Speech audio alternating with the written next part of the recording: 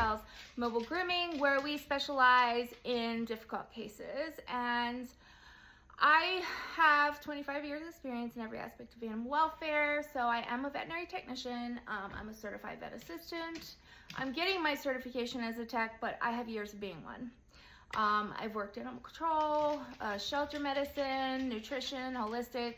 I offer a lot of holistic and non-invasive services with my grooming, and you know, we do take the difficult cases. So your aggressives, reactives, high anxiety dogs, dogs that are very old or have extreme medical or skin issues, then that's where I come in, because honestly, most groomers aren't equipped to handle these.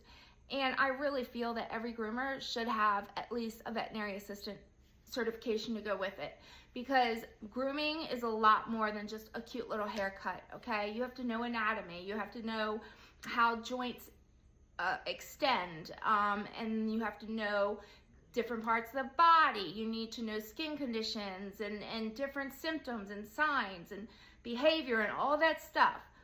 So I really feel we need more groomers with a mixed background, to be honest. And don't get me started on Petco and PetSmart. I have a love-hate relationship with them. They're great if that's what you can afford. At least you're getting your dog groomed. But I would make sure to stay close or recommend to get a certain groomer that you actually like. And if you're looking for a new groomer, you always want to go over their reviews. You want to make sure that they don't just come up to your door, take your dog, and not even ask any questions or take a medical history. So it's really important to advocate for your dog, and it's also important to know their temperament.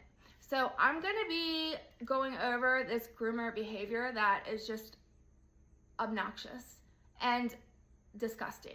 I'm tired of seeing groomers abuse animals, period. So let me watch this video. I haven't watched it before, and I'm gonna react in real time. So give me 3, 2, 1, I'll be right back.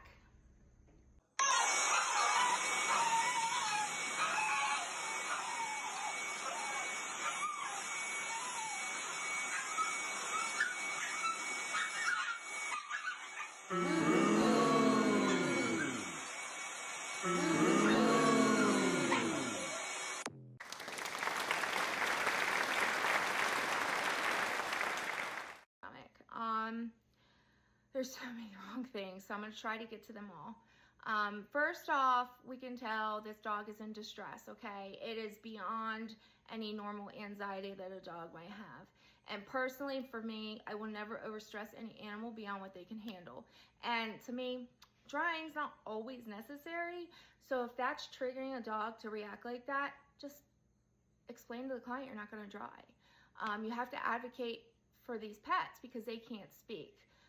With that being said, the way this dog was refrained or tied with a grooming loop around the neck, and the belly band or whatever they had on is gone, and this dog is having all the pressure on his neck. So little dogs like that, their tracheas are very, very, very fragile, okay? Their bones can snap like that, and you can cause serious trachea damage, which will in the future amount to a lot of coughing, hacking, etc.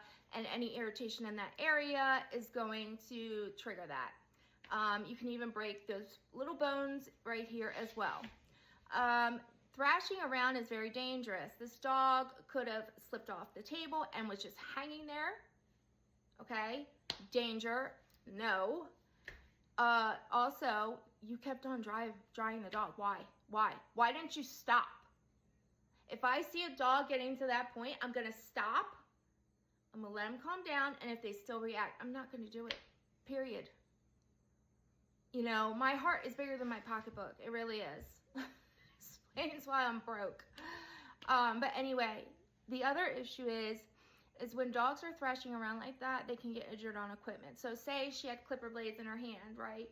And she's cutting and the dog is biting at the clipper blades, that dog can get its mouth cut up.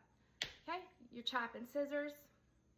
When I worked as a vet tech, we had dogs come in with injuries from groomers, and one of the more horrific ones I saw is the groomer failed to close the snout properly and was trimming around the muzzle, and the dog opened, licked, and she cut the tip of the tongue off. But she felt horrible. They went and got medical care, but still. This is another reason why regular groomers should not be touching difficult cases.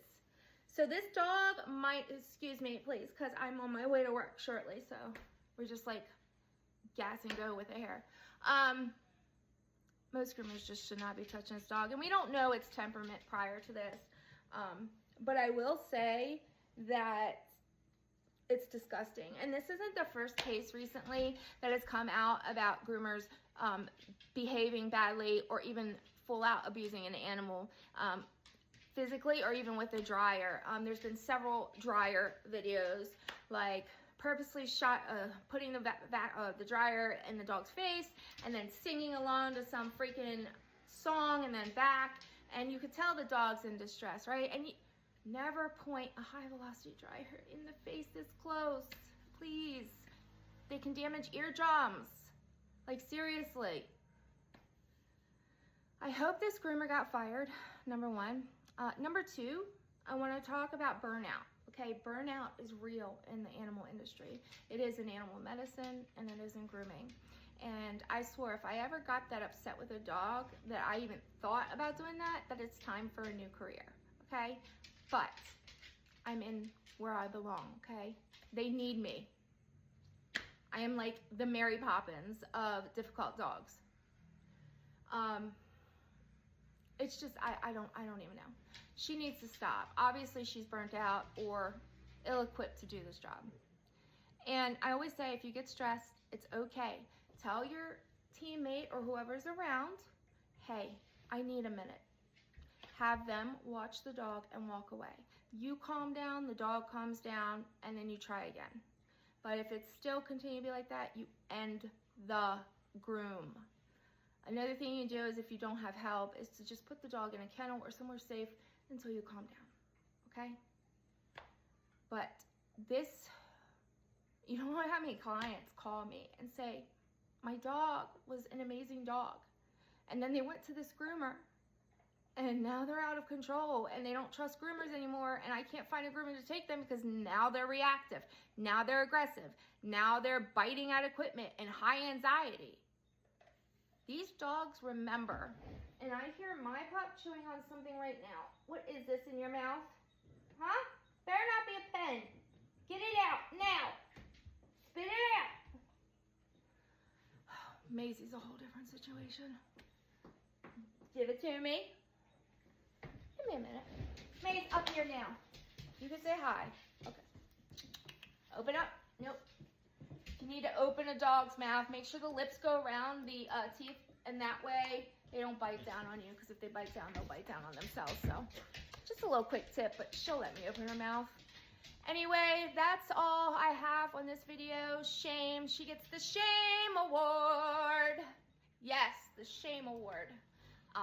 And hopefully she got fired and arrested too. And whoever was taking the video, oh, I didn't even go there. Whoever's taking the video, you're just as guilty. Just as guilty if you didn't do anything about it. You should have not even taken a video. I mean, I understand you need proof, but stop and help the dog. Okay? That's all we got with Pooches Pets and Pals Mobile Grooming. I'm a little fired up today because of that video. It disgusts me. I mean, I go above and beyond with my clients. I really do.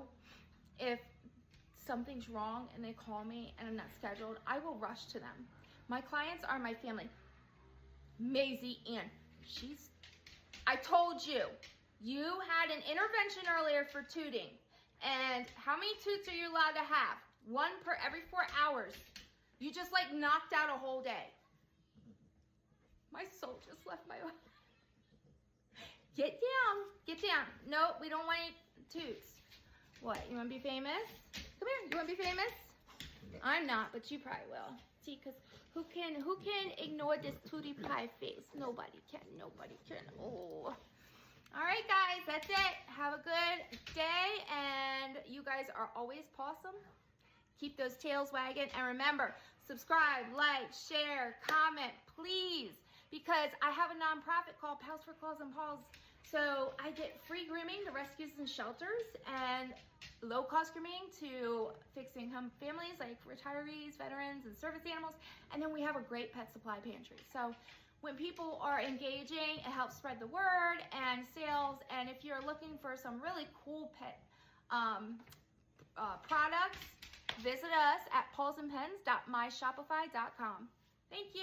10% off for new clients, free returns, and money back guarantee. Can't lose. All right, Paul's out.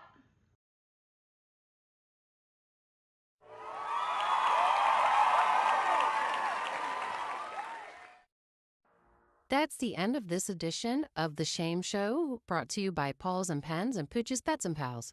Make sure you like, heart, comment, subscribe, share, shop. It makes the difference between adoption and euthanasia and helps our local pet supply pantry. So hit those buttons with your paws and keep on watching.